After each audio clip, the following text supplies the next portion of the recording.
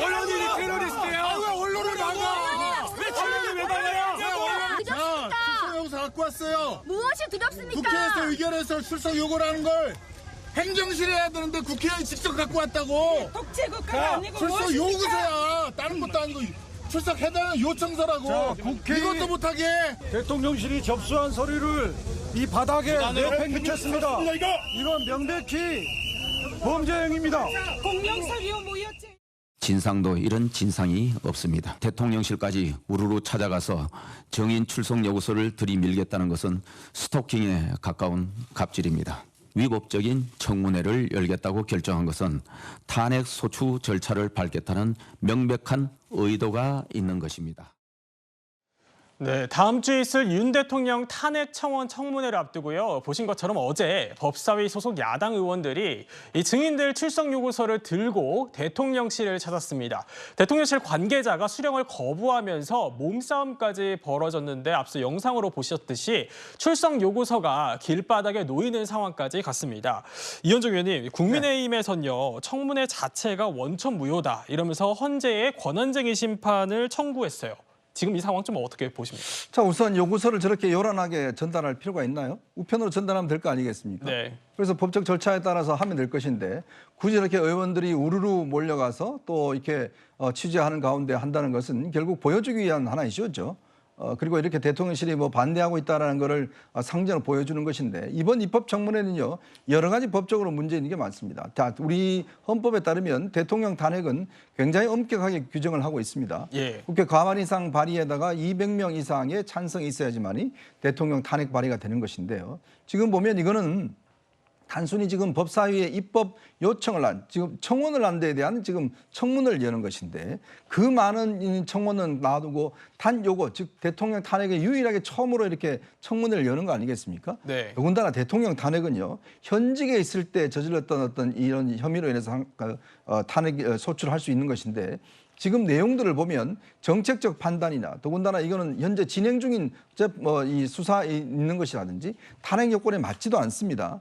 자, 그런 것들을 억지로 하는 것은 제가 볼 때는 최근에 보면 검사 탄핵한다고 이렇게 난리치지 않았나요? 근데 결국은 어떻게 됐습니까? 지금 어디 간 데 없습니다.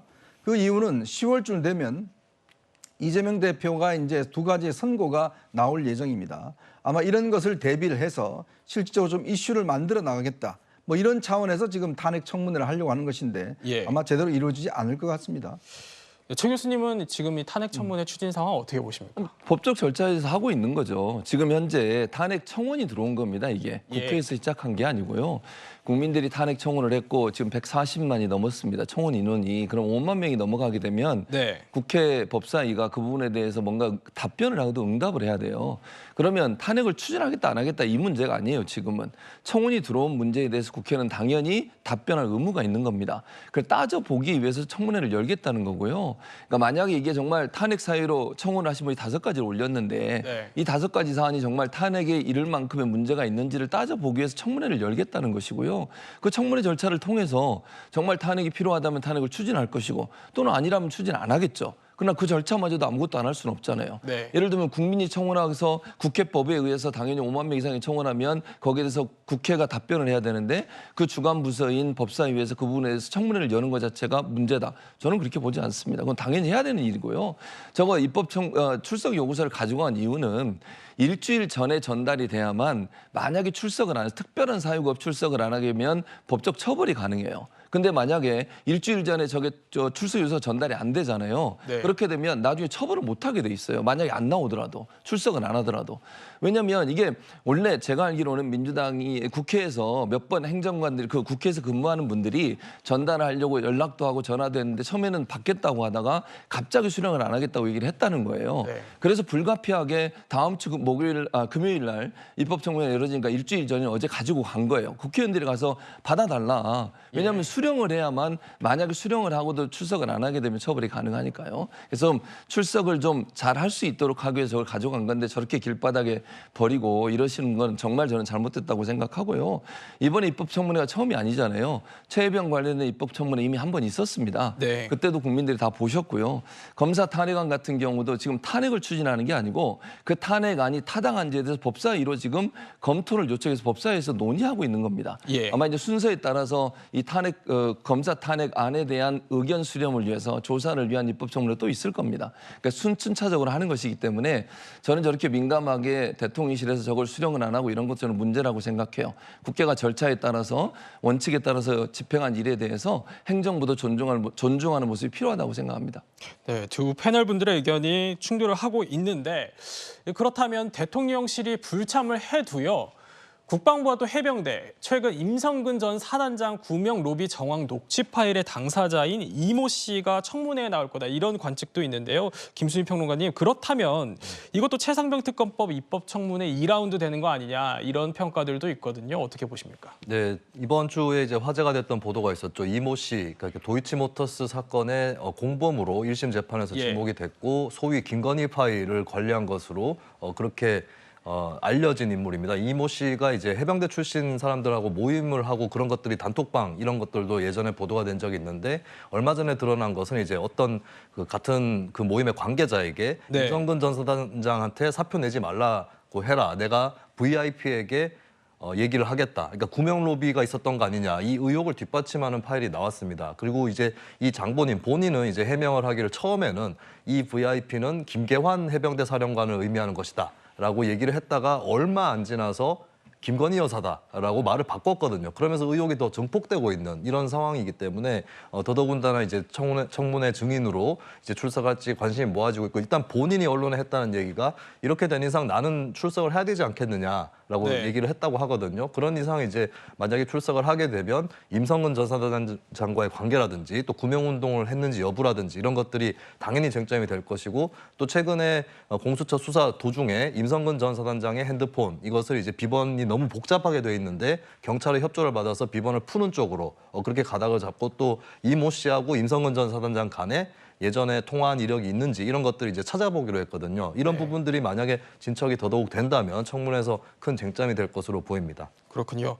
최 교수님, 또 다른 증인 얘기를 해보면요. 청문회 증인으로 이 김건희 여사와 장모 최은순 씨도 채택이 됐다고 하던데 어제 대통령실 분위기로 보면 출석이 좀 어려워 보이거든요. 안 하실 것 같아요, 두 분 다. 저는 그렇게 생각하고요. 이제 국회에서는 절차에 따라서 밟아갈 거라고 생각합니다. 네. 한 번 정도 더 출석을 요청하고 그래도 안 나오시면 국회법에 따라서 증인감정법 있잖아요, 국회. 그 법에 의해서 처리해 나갈 거라고 저는 생각해요. 그래서 뭐 지금 당장 출석할지 않은 저는 전망은 안 할 걸로 보지만 뭐 오실 수도 있으니까 지금 네. 뭐 어떻게 될 거냐를 제가 얘기할 수는 없을 것 같고요. 다만 만약에 계속 출석을 거부하신다고 하면 국회 증인감정법에 의해서 아마 법사위에서 그 절차에 따라 처리하지 않을 그렇게 생각합니다. 그렇군요.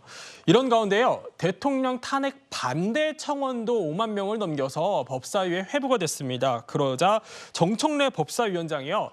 탄핵 청원 반대 청문회도 하자 이런 제안을 했습니다. 이종우 평론가님, 그럼 여당이 이 청문회를 받으면 열릴 수 있는 건가요? 자, 이제 절차가 어떻게 되냐면 네. 이겁니다. 지금 그러니까 국회에서 하는 국민 동의 입법 청원과 그다음에 옛날에 청와대에서 하는 국민 청원과는 좀 다릅니다. 옛날에 그러니까 문재인 대통령 시절에 청와대에서 했던 국민 청원은 답변을 하게 돼 있어요. 답변이 그러니까 꼭 해야 됩니다. 예를 들어서 민정수석이 하든 뭐 어느 쪽에서 하든. 그런데 지금 입법과 관련된 국회에서 하는 청원은 답변을 요구하는 게 아닙니다. 답변을 의무적으로 할 필요도 없고요. 네. 첫 번째는 뭐냐면 아까 이현정 의원도 말씀하셨지만 요건이 안 되면 국회의장이 접수를 안 하면 됩니다. 이게 이미 그 청원법에 청원의 불수리에 5조에 이렇게 돼 있습니다. 감사, 수사, 재판 등 타 법령에 의한 조사, 구제 절차가 진행 중일 경우는 수리하지 않는다라고 명시돼 있거든요. 네. 지금 이 5가지 안 중에 한 가지 안은 분명하게 지금 이 재판이나 혹은 수사가 진행되고 있는 도이치모터스. 아까 최은순 모친 그러니까 대통령 부인의 모친을 왜 부릅니까? 도이치모터스 사건이거든요. 도이치모터스 사건은 지금 수사 중입니다. 그런데 일부 재판도 하고 있고요. 이런 부분과 관련해서 국회의장이 접수를 안 하면 됩니다. 그런데 접수를 의장실에서 해갖고 이게 어느 쪽이냐? 법사위에다 하고 법사위에 넘긴 거거든요. 네. 자, 지금 반대를 했다. 반대를 하는 것도 지금 사실 세과시에 저는 불과하다고 생각을 합니다. 이거 뭐 입법화하겠다라는 게 아니니까요. 국회는 분명히 입법을 요구하는 그런 청원 아닙니까? 국회는. 근데 이걸 뭐 법률안으로 어떤 안을 결과를 내겠다기보다는 청원 자체가 지금 잘못됐으므로 반대하는 그런 지금 세를 보여주겠다라는 목적이고요. 이걸 정청래 지금 법사위원장이 이것도 하자라는 건 목적이 확실히 이 탄핵에 대한 어떤 목적이 아니고 탄핵이라는 것을 자꾸 이렇게 국회에서 문제를 일으키고 또 뭐 반대든 아니든 간에 청원과 관련된 청문회를 함으로써 대통령 탄핵과 관련된 또 증인도 불러야 되잖아요. 그러면 똑같은 어떤 증인들 불러다가 이게 반대니까 또다시 부르겠습니다 해갖고 거의 뭐 구판을 벌이겠다라는 제 개인적인 표현입니다만 거의 그 의도가 아니라면 반대도 청문회하고 찬성도 청문회하고 그저 계속 탄핵이라는 것을 되뇌겠다라는 목적으로밖에 저는 보이지 않습니다. 네, 국민적 시각에서는 좋지 못한 모습이다 이런 평가이신 것 같은데